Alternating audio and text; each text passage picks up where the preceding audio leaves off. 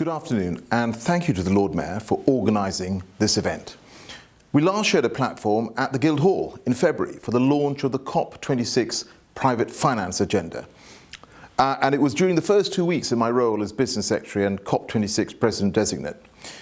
Well, we were living in a very different world then. As I speak to you during the first week of our new national restrictions, we know all too well the damage that coronavirus pandemic has caused, both human and economic. But though our circumstances have changed immeasurably, the challenge I set out when I spoke to the financial sector in February remains the same. There is an urgent need to raise global ambition in reducing our emissions, building climate resilience, and reaching a net zero global economy. And finance has a pivotal role to play. If we're to increase green global investment from the billions to the trillions, all finance must align with the Paris Agreement. As someone who previously worked in finance, I'm really proud to say that this sector is rising to the challenge. Since I spoke to you in February, major financial institutions have come forward with ambitious commitments. This week, M&G plc committed to become net zero by 2050. Over the past 2 months, the likes of HSBC, JP Morgan and Morgan Stanley have made similar commitments. Whilst in October, the BT pension scheme announced that it will reach net zero by 2035. The Net Zero Asset Owners Alliance includes some of the world's largest pension funds and insurers, and now represents over $5 trillion in assets, up $1 trillion from last year. And today, the UK government has endorsed proposals from the IFRS Foundation to develop global sustainability standards, helping to achieve consistency across the world.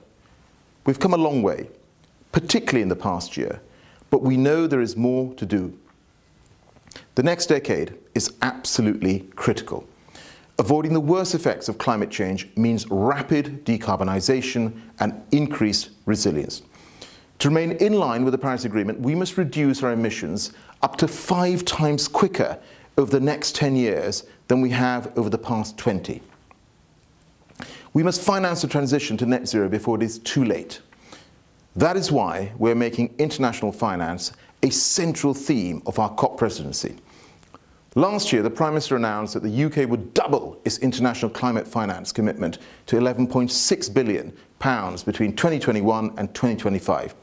And on the 12th of December, the UK will, alongside the UN and France, co-host an Ambition Summit in partnership with Italy and Chile. We're calling on countries to come forward with new commitments on finance, so that together we can meet and exceed the global goal of mobilising $100 billion a year for developing countries. And in the run-up to COP26, we also want more companies to disclose climate risk in their financial reporting. Yesterday, the Chancellor announced our plans to achieve widespread mandatory TCFD reporting by 2023. This is a major step forward for transparency of the largest UK companies, financial institutions and pension funds. And we want to see more commitments ahead of COP26 that reflect the urgency of the situation we face. Commitments that change the future of financial flows and that actively support the transition to zero emissions. So I leave you with one message. Join the race to zero. Commit to net zero by 2050 at the latest and publish a clear plan for how to get there. Please do it now, because we do not have time to waste. Together, with your knowledge and expertise, we can finance the move to our green global future.